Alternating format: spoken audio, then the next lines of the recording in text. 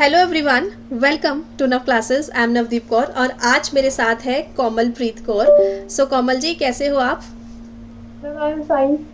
Very nice.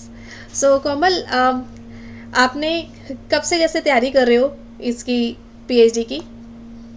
Ma'am सबसे पहले जब मैंने आपको कनेक्ट करा था तब करा था मैंने जुलाई के आसपास 2023 में, जब मैंने फर्स्ट टाइम दिसंबर 2023 में नेट क्लियर करा था। उसके बाद फिर नेक्स्ट टाइम दिसंबर 2024 में फिर मेरा हो गया जेआरएफ नेट और जेआरएफ दोनों फिर दोबारा क्लियर हो गई। Very nice. फिर 2025 में मैंने अप्लाई करा डिफरेंट यूनिवर्सिटी में। फिर एक यूनिवर्सिटी जो हमारी स्टेट यूनिवर्सिटी है वो है भगत फूल सिंह महिला विश्वविद्यालय, वहाँ पे मेरा पीएचडी में सिलेक्शन भी हो गया। एंड और जो उनके सुपरवाइजर थे वो भी बहुत ज़्यादा इम्प्रेस हो गए थे कि आपने रिसर्च प्रपोजल कहाँ से बनाया, आप कितने बेसिक्स कैसे क्लियर। तो फिर मैंने मेंशन करा कि हाँ मैंने रिसर्च मेंटरशिप कोर्स लिया था नवदीप कौर मैम से, उनकी हेल्प की वजह से मैं इतनी अच्छे से रिसर्च प्रपोजल बना पाई हूँ। जी, बहुत बढ़िया। कोमल प्रीत का अभी हरियाणा की स्टेट यूनिवर्सिटी में एडमिशन हो चुका है पीएचडी के अंदर, एंड उसके लिए कोमल प्रीत को बहुत बहुत कॉन्ग्रेचुलेशंस। ठीक है थैंक यू। जी। तो आप मेरे कौन से वाले कोर्स में थे, रिसर्च प्रपोजल में या पेपर वाले, मेंटरशिप वाले में? रिसर्च मेंटरशिप में। रिसर्च मेंटरशिप कोर्स में थे। तो यस आपको मैम। कैसा लगता है कि सच्ची में रिसर्च मेंटरशिप कोर्स लेना आपके लिए मतलब वर्थी था, उससे फ़ायदा हुआ? मैम बहुत सारा बेसिक क्लियर हुए थे मैम, मैंने रिसर्च आर्टिकल भी बनाया, वो मेरा रिसर्च आर्टिकल पब्लिश भी हुआ है वहाँ पे। वाह। और अगर अगर हम रिसर्च प्रपोजल कोर्स ना लेते ना तो हम वहाँ पे जो इंटरव्यू में क्वेश्चन आ रहे थे ना वो हम उनको बता ही नहीं पाते, आंसरिंग कर ही नहीं पाते, क्योंकि हमारा बेसिक ही क्लियर नहीं होता वहाँ पे। हमें पता ही नहीं था एक्चुअली में रिसर्च होती क्या है, कैसे हम सिस्टमैटिक लिटरेचर रिव्यू करेंगे, कैसे हम टॉपिक सेलेक्ट करेंगे, कैसे हम उसको राइट करेंगे। तो उसका बेसिक फॉर्मेट्स अगर हम एक्चुअली में करना चाहते हैं तो उसमें कोर्स बहुत ज़्यादा बेनिफिट है हमको। जी। और लास्ट में जैसे रिसर्च मेंटरशिप कोर्स में आपको मॉक इंटरव्यू देने का भी मौका मिलता है। तो अभी यस। रिसेंटली आपका पहले मॉक इंटरव्यू हमने किया, और उसका आपको कैसा लगता है कि उसका कोई फ़ायदा हुआ आपको यस इंटरव्यू? हाँ। मैम, मैं जब मॉक इंटरव्यू दिया तो मैं बिल्कुल ये हो गया था कि मेरा मॉक इंटरव्यू अच्छा नहीं दिया तो क्या पता मेरा वहाँ पे जो इंटरव्यू यूनिवर्सिटी में होगा मैं क्लियर नहीं कर पाऊंगी। लेकिन मॉक इंटरव्यू के बाद मेरा कॉन्फिडेंस एनहेंस हुआ। मैंने जो भी वहाँ पे क्वेश्चनिंग हुई मैंने उस क्वेश्चंस को बहुत ही कॉन्फिडेंटली वहाँ पे आंसर किया। और वहाँ के जो सुपरवाइजर थे वो भी इम्प्रेस हुए कि हाँ बच्चे ने कोशिश कर रखी है, उन्होंने एक्चुअली में देखा कि मेहनत कर रखी है इन्होंने। उस कैपेबिलिटी के बेस पे उन्होंने फिर मेरी वहाँ पे सिलेक्शन करी। जी जी। यस।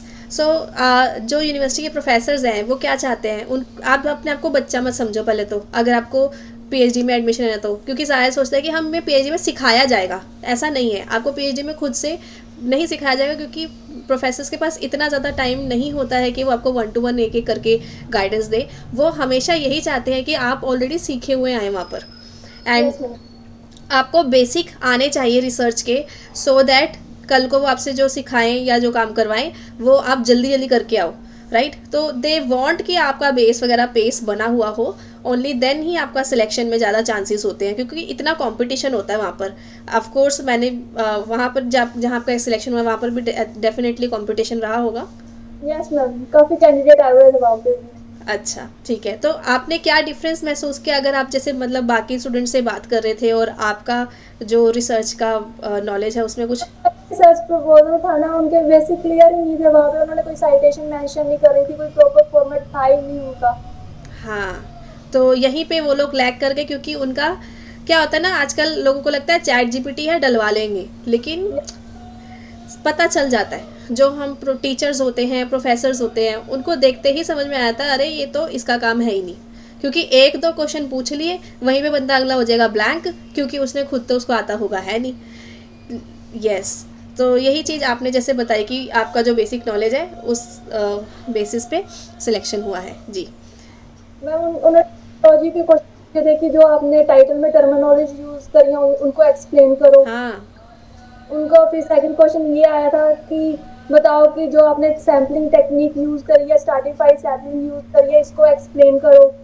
फिर उनका ये क्वेश्चन आया था कि आप क्वेश्चनर यूज का स्ट्रक्चर क्वेश्चनर का डिफरेंस क्या होता है और एक स्टैंडर्डाइज क्वेश्चनर होता है उसमें क्या डिफरेंस है। तो मैं वहाँ पे कंफ्यूज हो गई, मुझे आता था लेकिन मैंने वहाँ पे थोड़ा सा डगमगाने की वजह से मैंने एक्सप्लेन नहीं करा, लेकिन बाद में मैंने उनको बता दिया था कि एक्चुअली स्ट्रक्चर क्वेश्चनर और जो स्टैंडर्डाइज क्वेश्चनर होता है एक्चुअली में क्या होता है वो मैं अपनी जो सुपरवाइजर है उनको बताऊंगी, क्योंकि मैंने उसके रिसर्च बाद में उसको अच्छी से समझा। अब मैं उनको बताऊंगी। जी, ठीक है, ये अच्छी बात है क्योंकि देखो ऐसा हो सकता है कि उस टाइम पे आप भूल जाएँ या डगमगा जाएँ, तो उसको कैसे टैकल करना है ना? कि इसको मैं स्टडी करके आपको नेक्स्ट टाइम बताएँगे, I will work upon it. तो उनको लगता है कि ये बच्चा पढ़ने वाला भी है, ये खुद यस, एफर्ट्स लगाने को भी रेडी है, जो आपने एफर्ट लगाए। हाँ, देखिए कि एक बच्चे में लर्निंग स्पिरिट कितनी है कि वो आगे हमारे साथ कंटिन्यू कर भी पाएगा या बीच में छोड़ के चला जाएगा। यस, यस, ठीक है। सो कोमल जी, वहाँ पे आपके एंट्रेंस तो नहीं हुआ होगा, जेआरएफ था आपके पास इसलिए डायरेक्ट था इंटरव्यू? टेस्ट नहीं हुआ, डायरेक्ट इंटरव्यू था। तो प्रपोजल पहले से सबमिट करना था वहाँ पे पहले? नो मैम, ऑनलाइन सबमिशन नहीं थी वहाँ पे, पीपीटी पीपीटी का यूज करा, पीपीटी करनी थी वहाँ पे। ठीक है। तो किस टाइप के क्वेश्चंस आपके इंटरव्यू में पूछे गए? बस रिसर्च रिलेटेड, जो हम रिसर्च प्रपोजल बना के लेके गए थे सिर्फ उससे रिलेटेड उन्होंने क्वेश्चन पूछे, बाहर से कोई क्वेश्चन नहीं पूछे थे उन्होंने। अच्छा, ठीक है। तो आपका इंटरव्यू लगभग कितनी देर तक चला था? Approx 5 to 10 minutes. ठीक है, बहुत सारे कैंडिडेट होंगे तो इतना इतना ही टाइम दे रहे होंगे। और देखो 5 से 10 मिनट के अंदर अगले बंदे को इम्प्रेस करना, ये यस, इम्पॉर्टेंट होता है और ये कला चाहिए। ठीक है, कि आप कैसे वो पॉइंट उठा के सामने रख दो, उनको पता चल जाए अरे इसके पास तो नॉलेज है, इसको आता है। राइट, ठीक है। तो कुछ क्वेश्चंस याद हैं जहाँ पे जो आपसे पूछे गए वहाँ पर? पूछा था कि जो आपने साइटेशन में एड आर मेंशन कर रखा है इसका मतलब क्या होता है। अच्छा, तो मैंने कह दिया था कि एंड अदर मीनिंग होता है इसका। ग्रेट। तो मतलब हाँ, ठीक है। तो मतलब कि जो भी आप प्रपोजल बना के गए हो उसके अंदर वो ये देखना चाह रहे थे कि आपने खुद से बनाया कि नहीं, या फिर यस, इसके अंदर एक एक चीज़ का मतलब आपको खुद को पता है। ये इम्पॉर्टेंट हो गया है आजकल, चीटिंग इतनी चल रही है ना ऑनलाइन, इन द सेंस ये एआई वगैरह की वजह से वो ये जानना चाहते हैं कि बच्चा खुद कैपेबल है कि नहीं, इसको खुद को आता है कि नहीं। जी। सो रिसर्च प्रपोजल या रिसर्च मेंटरशिप कोर्स में एक एक चीज़ शुरू से टाइटल, इंट्रो, एब्स्ट्रैक्ट, साइटेशन, इतनी इतनी बारीकी बताई जाती है क्योंकि आपने खुद बनाया है। That is why you are able to answer each and every question. ठीक है। Yes ma'am. तो और भाई, आप फीस वगैरह सबमिट कराए हो गया एडमिशन? होगी मेरी कोर्स वर्क कोर्स वर्क शुरू हो रहा है अब? From first year. 1 जैन शुरू हो रहा है बस कल से। Very good. Yes, new year का gift, congratulations. Thank you ma'am, thank you so much. ठीक है। तो अभी आपके फैमिली मेम्बर्स कैसे हैं, मतलब खुश हैं, क्या क्या रिएक्शन था उनका? मैं वो तो बहुत ही ज्यादा खुश थे, उन्होंने मुझे बस ये कहा कि नवदीप मैम को बस फॉलो करते रहो, उनका साथ छोड़ना मत। अगर आप ना होते शायद मैं यहाँ तक अब तक पहुँच ना पाती, क्योंकि आपकी गाइडेंस की वजह से मैं आगे कंटिन्यू कर पाई। जी, thank you so much. And आपके फैमिली मेम्बर्स को भी बहुत बहुत शुभकामनाएं कि कोमल अच्छा कर रही है और आगे ऐसे ही ग्रो करती रहेगी। ठीक है यस मैम। जी। देखो, मेरी गाइडेंस आपको हेल्प कर रही है और मेहनत करने वाले आप भी हो, तो वो होता है ना, ताली एक हाथ से नहीं बजती, दोनों से बजती है। तो यस, दोनों जब मिल जाते हैं तो बहुत डेडली कॉम्बिनेशन बन जाता है। बिल्कुल। कोई मैं एक बार हाँ, मैं अब कहना चाहूंगी कि कंसिस्टेंसी मेंटेन रखो। अगर आप कह रहे हो कि मैंने कहा था कि मेरे से नहीं हो पाएगा, हाँ, कंसिस्टेंसी मेंटेन रखो। फेलियर्स आएंगे, फेलियर से सीखो और फिर आगे बढ़ो। सक्सेस मिलेगी, जरूर मिलेगी। जी। हाँ, तो मैं एक छोटी सी वो बात भी शेयर करना चाहती हूँ कि जैसे नव क्लासेस ऐप के अंदर एक मॉक इंटरव्यू मैंने किया था कोमलप्रीत का, तो काफ़ी क्वेश्चंस के आंसर ये सही से नहीं कर रही थी।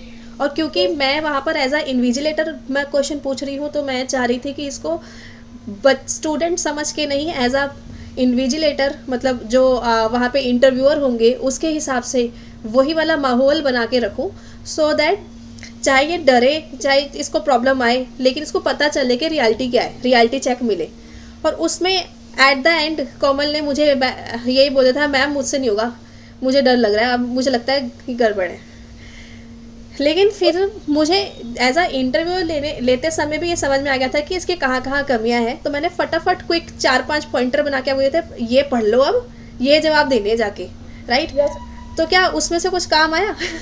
यस मैम, हाइपोथेसिस आपने बिल्कुल सही बनवा दिया था, तो मैंने उस टर्म के साथ कनेक्ट रही, मैंने वो टर्म छोड़ी नहीं। अच्छा। हाइपोथेसिस मैंने बिल्कुल सही बना रखे थे। फिर मैंने ऑब्जेक्टिव्स थे वो भी मेरे बिल्कुल ठीक थे, उन्होंने वो भी वहाँ पे देखा कि उन्होंने ऑब्जेक्टिव्स भी मेंशन कर रखे।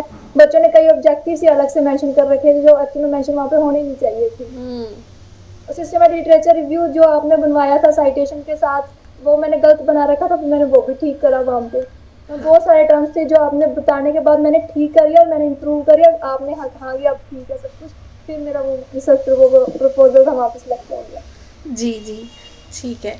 सो बस क्योंकि हम मुझे एज अ टीचर पता रहता है कि इसकी कहाँ कमी है, तो एट द एंड फटाफट करा दिया। और पता है बच्चे, आप डिमोटिवेट तो हो गए थे, लेकिन उसके बाद आपने कहा था कि अब ठीक है, अब मैं समझ गई हूँ और अब आप कर सकते हो, फिर आपका यस सिलेक्शन हो गया।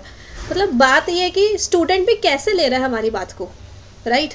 कि जैसे अगर हम आपको समझा रहे हैं, आप भी ओपन हो उस चीज़ को लेने के लिए, तो अच्छी बात है ना। फाइनल इंटरव्यू में रिजेक्ट होने से अच्छा है पहले यहाँ पर आपका एक अच्छा मौका हो गया, या फिर यहाँ पे आपको मैंने गाइडेंस दे दी जिसको आपने एक्सेप्ट किया और उसको सुधारा। ये नहीं सोचा नहीं मैं कर ही नहीं रही, उसमें आपने नेक्स्ट इम्प्रूवमेंट करी, and then you will be able to get your dream PhD. Yes ma'am. जी, ठीक है। तो फाइनली आप कुछ भी आपको लगता है कि भाई ये पॉइंट है या ये चीज़ है, सबको ध्यान में रखनी चाहिए, स्टूडेंट्स को कोई गाइडेंस देना चाहते हो, मैम एडवाइस? ये है कि अगर आपका सबसे पहले तो गोल क्लियर, मुझे पीएचडी में एडमिशन लेना है, अगर आप गोल आपका क्लियर ही नहीं, आप एडमिशन लेना नहीं चाहते तो आप सीरियस नहीं होगे।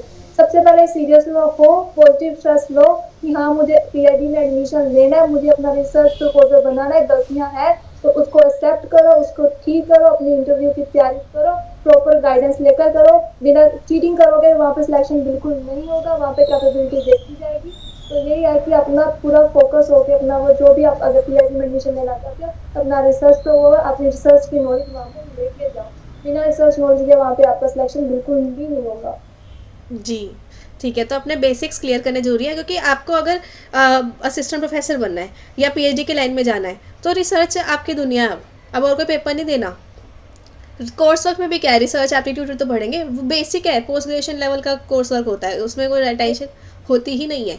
तो वो तो मतलब टेंशन फ्री वाला एग्ज़ाम है वो। अब वो जो सबसे बड़ी टेंशन थी, एक तो जेआरएफ की, वो आपने नव क्लासेस से पढ़ा और उसकी आपकी हो गई। दूसरी यस मैम। टेंशन थी पीएचडी में एडमिशन की। बस यस मैम। अब आपकी टेंशनें ख़त्म हो गई है, लेकिन अब सारा कंसंट्रेशन रिसर्च पेपर वगैरह लिखने में लगाने होगा। Yes ma'am. ये आपकी लाइफ है अब आगे। क्योंकि कोई पर्सन कहेगा कि मैं सिर्फ चलो पीएचडी के लिए भी किसी भी तरीके से पेपर कर लिए, लेकिन फिर आगे अगर दूसरे को टीच करना है ना, पढ़ाना है, तो यस मैम। हाँ, अगर आगे आपको किसी को पढ़ाना है, आप कौन बनोगे? प्रोफेसर। और यस जैसे आपके सुपरवाइज़र मिले आपके अंदर चार, उनके अंदर कुछ स्टार्टिंग में 4 स्टूडेंट्स आएंगे, ऐसे आपके अंदर भी 4 स्टूडेंट्स आएंगे। तो उनको कैसे गाइड करोगे जब खुद नहीं आता होगा? और फिर पीछे बैक फेस पे बच्चे फिर प्रोफेसरों की ही बुराइयां कर रहे होते हैं। ऐसे प्रोफेसर की अगर उनको नहीं आता, तो मैं सबकी बात नहीं कर रही कि भाई हमारे प्रोफेसर ने तो ऐसे ही कर लिया, उनको खुद को नहीं आता, हम क्या करें? तो भाई वो एक लेगेसी बनानी है। जैसे आप मेरे पास आए हो, आपको पता है कि मैम को नॉलेज है, नहीं तो पैसे दे के भी बच्चे बैक में उल्ट पटांग बातें करें। लेकिन क्योंकि एज अ टीचर अगर आपके पास नॉलेज होगी, तो आप अगले बंदे को गाइड कर पाओगे और अगला बंदा आपको रिस्पेक्ट करेगा। हमें तो रिस्पेक्टफुल टीचिंग चाहिए ना, हमें मैम। काम चलाओ थोड़ी चाहिए कि अगला बंदा मेरे पास आए और वो बुराइयां कर रहा है पीठ पीछे जाकर। तो मिलियंस ऑफ स्टूडेंट्स को आगे आपने उनकी ज़िंदगी सुधारनी है, तो उसके लिए खुद के पास एक बेसिक नॉलेज होनी चाहिए, तो हम दूसरों की ज़िंदगी सुधार पाएंगे। मेरे को तो टीचिंग एक इतना अच्छा प्रोफेशन लगता है, हम इतने सारे लोगों की ना लाइफ अच्छी बना रहे होते हैं। Yes ma'am. जी, ठीक है। चलो, आपको ऑलरेडी अच्छी नॉलेज आ गई है कोमल। आई विश कि आप बहुत अच्छे टीचर बनोगे, है ना? जी, यस मैम। चलो, keep growing and thank you, आपने इतना टाइम निकाला नव क्लासेस पे पॉडकास्ट देने के लिए। सो ऑल द बेस्ट आपके फ्यूचर करियर के लिए एंड पीएचडी के लिए, एंड रिसर्च पेपर्स आपके भी पब्लिश हो जाए जल्दी जल्दी। अभी आप ईएफए वाले में शायद काम कर रहे हो ना? यस मैम, आपको भी टाइटल सेलेक्ट करा है मैम, हाँ आपको वो भी काम करना है, उसके ऊपर रुकना नहीं है, बस करते रहो। हाँ, करते रहो, बिल्कुल। ठीक है, keep growing. So dream, believe, act and achieve. सपने देखो, भरोसा करो, एक्ट करो, you will achieve it. Keep acting, keep achieving it. Thank you. Thank you ma'am.